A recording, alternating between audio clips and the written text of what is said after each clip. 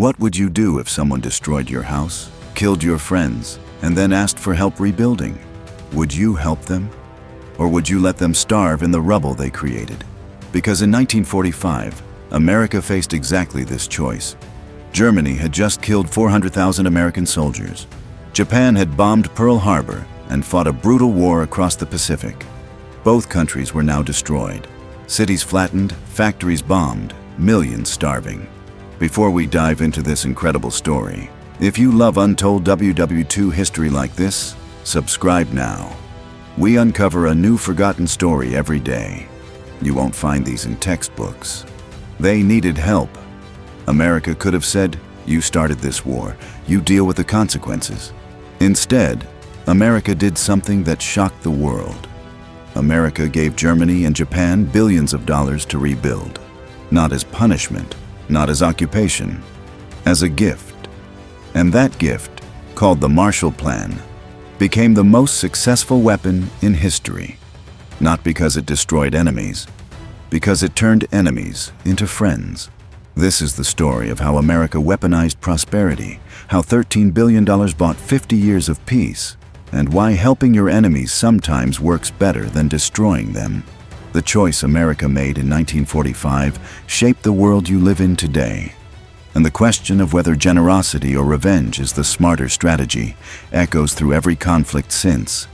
May 1945. World War II in Europe ends. Germany surrenders. Cities across Europe are ruins. Berlin, Hamburg, Dresden, just rubble and burned buildings. In Germany alone, 20 million people are homeless. They're living in basements and bomb shelters. There's no electricity, no running water, no functioning government. Food production has collapsed. People are eating grass and tree bark. Children are starving. Winter is coming and there's no fuel for heat. This isn't propaganda. This is what happens when you fight a total war and lose. Every bridge blown up, every factory bombed, every railroad destroyed. Germany did this to themselves by starting the war. But the consequences are killing civilians who never wanted the war in the first place.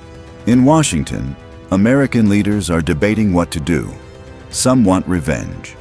Germany started 2 world wars in 30 years. Maybe Germany should stay weak forever. Break the country into pieces. Keep it agricultural. No industry, no military. Let them farm and stay poor so they can never threaten anyone again. This is called the Morgenthau Plan, named after the Treasury Secretary who proposed it. The idea is, make Germany so weak they can never wage war again.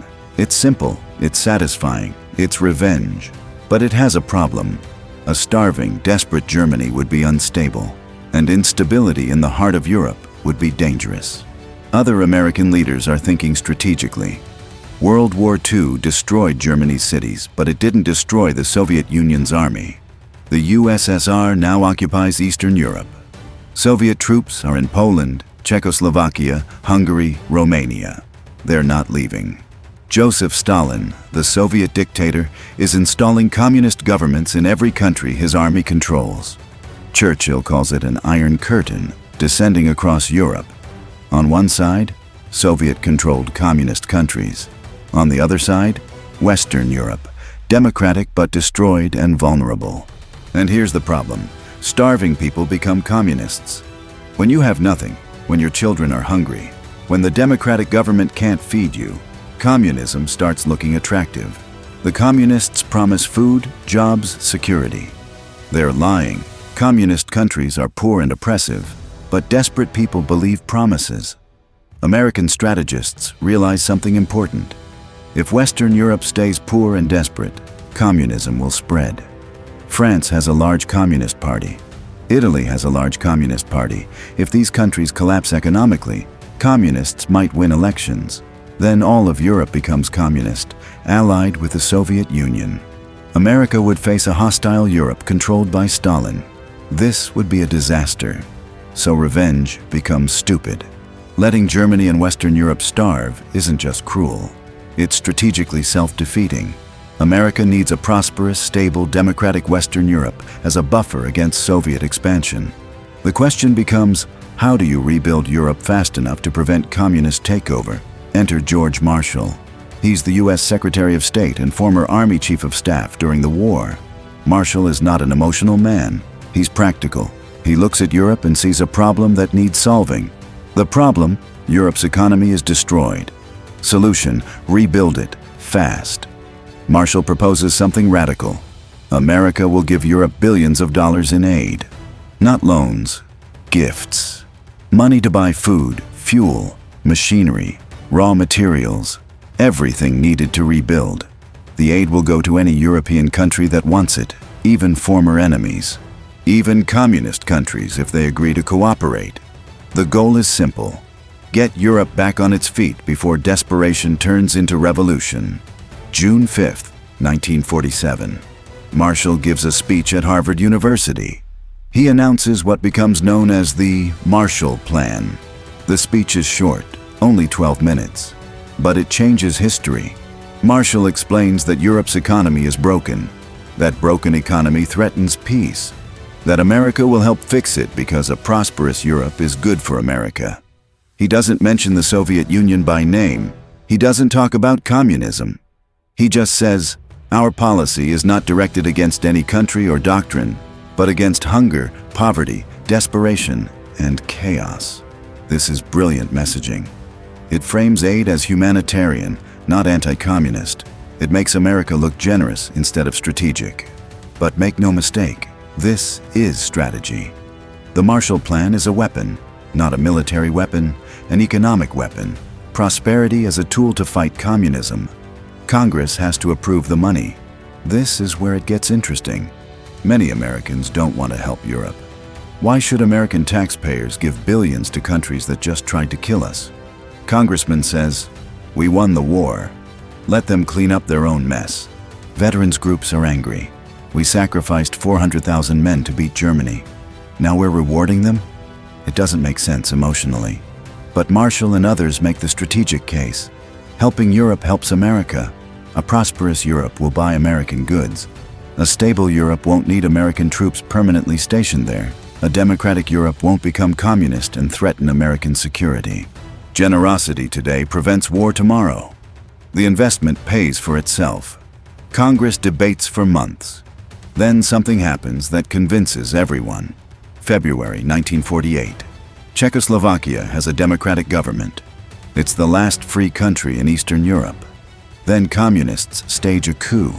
They take over the government by force. Czechoslovakia becomes a Soviet satellite, overnight. This terrifies Western European countries. If it can happen in Czechoslovakia, it can happen anywhere. The communist threat suddenly feels real and immediate. Congress votes to approve the Marshall Plan. April 1948. The money starts flowing. Over the next 4 years, America gives $13 billion to Europe. In today's money, that's over $150 billion. It's the largest aid program in history. Here's how it worked. European countries had to apply for aid. They had to explain what they needed and how they'd use it. They had to cooperate with other European countries. No more nationalist isolation. They had to commit to rebuilding free market economies, not communist ones. If they met these conditions, America sent money, not actual cash. America paid for goods, food, fuel, machinery, raw materials. American companies sold these goods to the US government. The government shipped them to Europe. European countries received what they needed to rebuild. American companies got paid, keeping American factories running and workers employed. It was brilliant design. The aid helped Europe and helped America simultaneously. Let's see what happened. France gets Marshall Plan aid. They buy American coal and steel. French factories restart. French workers get jobs. They earn wages. They buy food. French farmers have customers again. The economy starts growing. French communists had been gaining support because people were desperate. Now people have jobs and food. Communist support drops. In the 1946 French elections, communists got 28% of votes. By 1951, after Marshall Plan aid, communist support drops to 20%. The trend continues downward. Prosperity kills communism better than any propaganda could. Italy gets Marshall Plan aid. Same pattern. Factories rebuild. Jobs return. The Italian Communist Party was strong in 1947. They might have won elections. With Marshall Plan rebuilding the economy, The communists lose support. Italian voters choose prosperity over revolution. The pattern repeats across Western Europe. Belgium, Netherlands, Denmark, Norway, all receive aid, all rebuild, all stay democratic. The economic weapon works perfectly. Now Germany. This is the most controversial part. Germany started the war. Germany committed the Holocaust. Germany killed millions. Now America is giving Germany billions in aid? Many Americans are furious. Many Europeans are terrified. What if Germany rebuilds and starts another war? But American planners understand something critical. A poor, desperate Germany will either turn communist or turn fascist again. A prosperous Germany integrated into democratic Europe will be stable and peaceful. So Germany gets massive Marshall Plan aid. More than any other country, about 1.4 billion, roughly 10% of the total. The results are stunning. West Germany's economy grows faster than anyone predicted. They call it the Wirtschaftswunder, the economic miracle. German factories restart. German workers get jobs. German cities rebuild. By 1950, West German industrial production exceeds pre-war levels. By 1955, West Germany has one of the strongest economies in Europe. The country that was rubble 10 years ago is now prosperous. And here's the key. Prosperous Germans don't want war. They want to keep their jobs, feed their families, enjoy their rebuilt lives. The economic weapon has turned a dangerous enemy into a peaceful ally. But there's a contrast that proves the point. East Germany doesn't get Marshall Plan aid. The Soviet Union occupies East Germany and runs it as a communist state. The Soviets strip factories for parts and ship them to Russia as war reparations. They impose communist economic planning. Government controls everything, no private business, no free markets. The results are predictable. East German economy stagnates. There are shortages of everything: food, clothing, housing. The government is oppressive. People are miserable. By the 1950s, East Germans are fleeing to West Germany by the thousands. They're voting with their feet. West Germany with Marshall Plan aid is prosperous and free. East Germany under Soviet communism is poor and oppressive. The contrast couldn't be clearer. The Berlin Wall goes up in 1961 specifically because too many East Germans are escaping to the West. The communist government has to build a wall to keep people in. Think about that. West Germany doesn't need walls. People want to stay. East Germany needs walls because people want to leave. This is the power of the economic weapon. Prosperity creates stability. Poverty creates desperation. The Marshall Plan created prosperity. Soviet communism created poverty. The results speak for themselves. Japan tells the same story, but in Asia. Japan gets similar treatment to Germany. After the atomic bombs and surrender, Japan is devastated. Cities are destroyed. Economy is collapsed. Millions are homeless and starving. America occupies Japan and faces the same choice: revenge or rebuilding. General Douglas MacArthur, running the occupation, chooses rebuilding. America pours aid into Japan, not officially part of the Marshall Plan, but the same philosophy. Give Japan money to buy food and materials. Help them rebuild factories. Restart the economy. Create prosperity. The goal is the same: turn an enemy into an ally. Make Japan stable and democratic so they don't turn communist or militaristic again. It works. Japanese economy grows rapidly through the 1950s and 60s. American aid helps. American markets help. Japan can sell goods to America. American military protection helps. Japan doesn't have to spend money on defense, so they invest in industry instead. By the 1970s, Japan has the second largest economy in the world. The country that bombed Pearl Harbor is now America's closest ally in Asia. Japanese and Americans are trading partners, military allies, cultural friends. The transformation is complete. The economic weapon turned a bitter enemy into a trusted friend. Here's the genius of the Marshall Plan that most people miss. It wasn't just charity, it was investment. America spent $13 billion rebuilding Europe. That seems expensive. But what did America get in return? First, markets. Prosperous Europeans bought American goods. American exports to Europe increased dramatically. American companies made money. American workers kept jobs. The $13 billion came back to America through increased trade. Second, security. A prosperous, democratic Western Europe didn't need American troops permanently stationed there. Well, they did need some troops because of the Soviet threat, but far fewer than if Europe had remained unstable. Third, allies. European countries that received Marshall Plan aid became reliable American allies. They joined NATO. They supported American foreign policy. They became partners against the Soviet Union.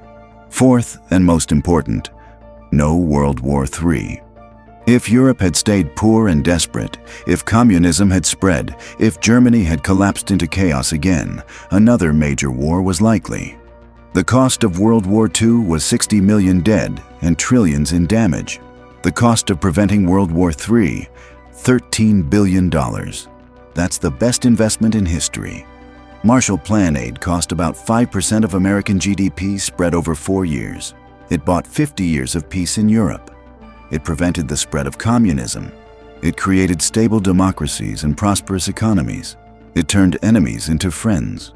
No military operation could have achieved these results. Let's talk about what didn't happen. The Soviet Union was invited to participate in the Marshall Plan. Stalin could have accepted aid for the USSR and Eastern European countries under Soviet control. But there were conditions.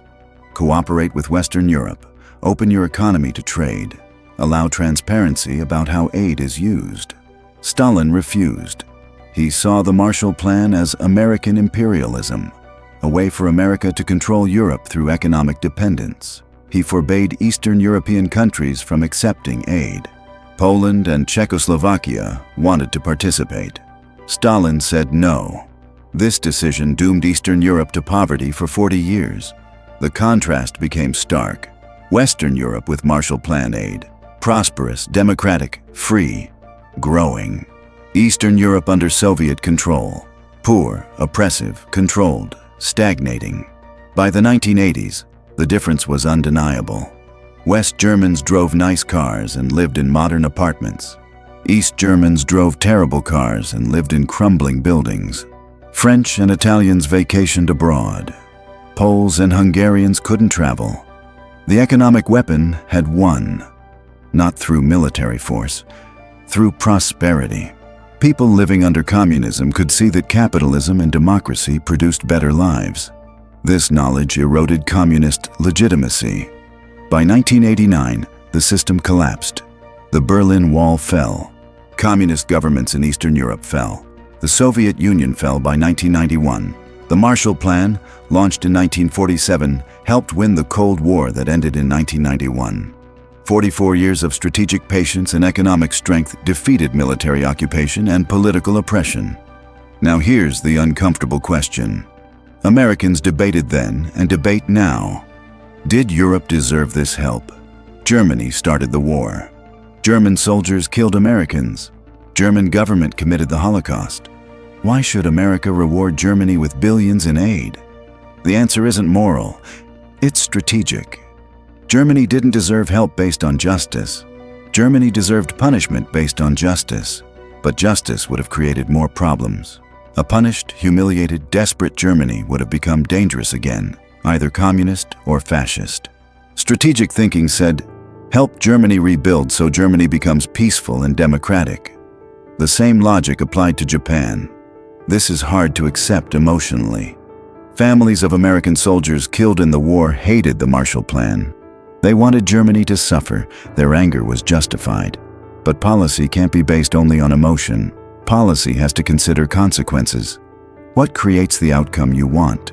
Revenge feels good, but creates instability. Generosity feels wrong, but creates stability.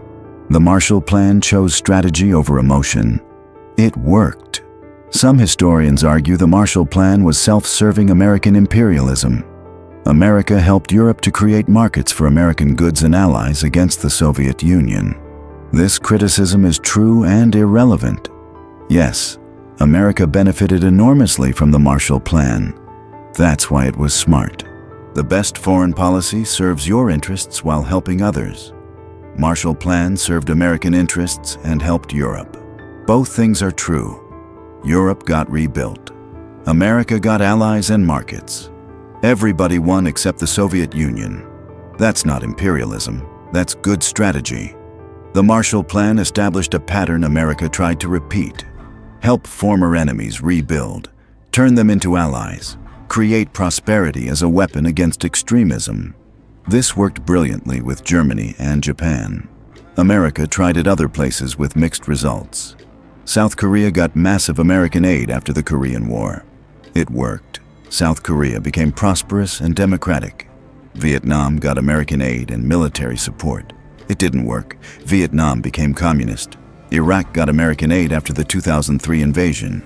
It partially worked. Iraq is democratic, but unstable. Afghanistan got American aid after 2001. It didn't work. Afghanistan collapsed when America left. The lesson seems to be, the Marshall Plan approach works when certain conditions exist. The recipient country needs to want to rebuild as a democracy. The recipient country needs basic institutional capacity. The aid needs to be enough to make a real difference. The aid needs to continue long enough for results to show. And maybe most important, the aid needs to come after total defeat. Germany and Japan had been completely defeated. Their old systems were thoroughly discredited. They were ready for something new. Countries that haven't been totally defeated often aren't ready to change. They still believe their old system can work if given another chance. There's a deeper lesson about abundance versus scarcity. The Marshall Plan only worked because America had abundance to share. In 1947, America's economy was strong. American factories were running. American workers had jobs. America could afford to give billions to Europe without hurting Americans at home. This abundance created options. America could choose generosity because generosity didn't require sacrifice. The Soviet Union couldn't do this. Soviet economy was weak, even though they won the war.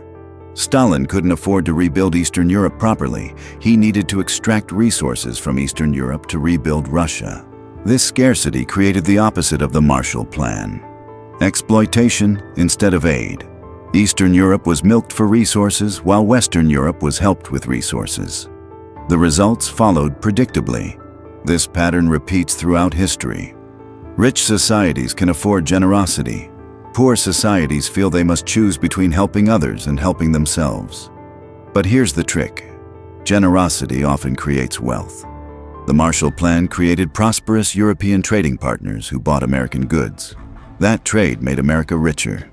The initial $13 billion investment probably generated trillions in returns over the following decades through increased trade, prevented wars, and allied cooperation. Meanwhile, Soviet exploitation of Eastern Europe generated short-term resources, but long-term resentment, instability, and eventual collapse. Scarcity thinking seems practical but creates worse outcomes. Abundance thinking seems impractical but creates better outcomes. Let's bring this to today. Should rich countries help poor countries? Should America help rebuild countries after wars? Should winners help losers? The Marshall Plan says yes, when it serves your strategic interests. But it has to be real help, substantial help, sustained help. Giving a small amount of aid while demanding total obedience doesn't work. That's bribery, not partnership. The Marshall Plan gave massive aid while requiring cooperation, not subordination. Europe remained independent while receiving help. That combination created genuine partnerships. Modern foreign aid often fails because it's either too small to matter or too controlling to accept. When rich countries give a few $1 million with hundreds of conditions attached, recipient countries feel insulted rather than helped. The aid is too small to fix problems, but the conditions are too strict to allow flexibility. The Marshall Plan avoided this trap. It gave enough money to actually rebuild economies. It required cooperation but didn't micromanage every decision. It treated recipient countries as partners, not charity cases. The hardest part of the Marshall Plan was convincing Americans to do it. After World War II, Americans wanted to bring troops home, cut spending, and enjoy peace. Instead, their government asked them to send billions abroad to help people who'd just been enemies. This was a tough sell. It required leadership, people like George Marshall and President Truman, explaining why this served American interests. It required patience. waiting years for results. It required trust, believing the investment would pay off eventually. American society in 1947 had these qualities: strong leadership, patient voters, and trust in institutions. That's why the Marshall Plan was politically possible. Could America do a Marshall Plan today? Probably not. Modern American politics is too polarized. Half the country would call it socialism or waste. Half would call it imperialism or exploitation. Getting Congress to approve $150 billion in foreign aid today seems impossible. Yet America spends trillions on military operations that often fail to create lasting peace. The money exists, the will doesn't. The lesson of the Marshall Plan, that helping former enemies is smarter than permanent occupation, has been forgotten or ignored. Look at Afghanistan. America spent 20 years and over $2 trillion trying to stabilize Afghanistan through military occupation. It failed. The government collapsed almost immediately after American troops left. What if America had spent $2 trillion on a Marshall Plan for Afghanistan, building infrastructure, creating jobs, flooding the economy with opportunity? Would that have worked better? Maybe, maybe not. Afghanistan isn't Germany.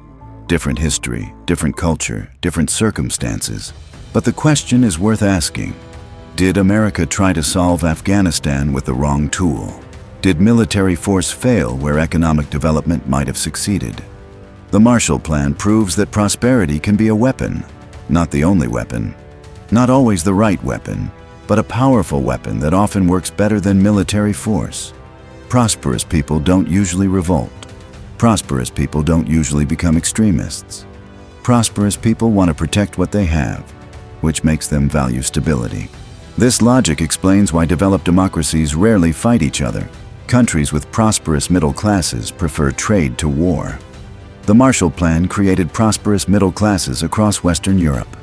Those middle classes have kept Europe peaceful for 75 years. That's the longest peace in European history. The weapon worked. Here's what connects to your life. How often do you face a choice between revenge and strategy? Someone wrongs you, you can punish them or you can help them improve. Punishment feels good. Punishment feels just. But does punishment create the outcome you want? Sometimes yes. Some people need consequences to change behavior. But sometimes no. Some people need help to become better. The trick is knowing which approach works in each situation. The Marshall Plan chose help over punishment because help created better outcomes. That choice required swallowing anger and thinking long-term. It wasn't emotionally satisfying. It was strategically brilliant. Or think about it differently. You're successful. Someone less successful asks for help.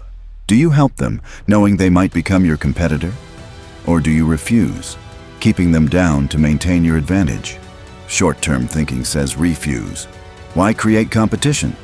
Long-term thinking says help. A rising tide lifts all boats. If everyone around you is prosperous, you have more opportunities for trade, cooperation, and mutual benefit. If everyone around you is struggling, you're isolated and vulnerable. The Marshall Plan applied this logic to geopolitics. Help Europe become prosperous. Prosperous Europe creates opportunities for America. Poor Europe creates problems for America. The story of what happens when countries ignore this lesson is happening right now. China is using a similar strategy, the Belt and Road Initiative. China invests billions in infrastructure projects across Asia, Africa, and Latin America. Build ports, roads, power plants, create economic ties, turn economic relationships into political influence. It's the Marshall Plan playbook, but executed by China. Is it working? Partially. Some countries appreciate Chinese investment, some resent Chinese influence. The jury is still out, but the fact that China copied the strategy proves the strategy works. You don't copy failures, you copy successes. Meanwhile, Western countries mostly offer military aid and political lectures. Reform your democracy. Improve human rights. Then maybe we'll help you economically. This doesn't work as well as Marshall Plan generosity did. Countries resent being lectured. They don't resent receiving investment. China isn't lecturing.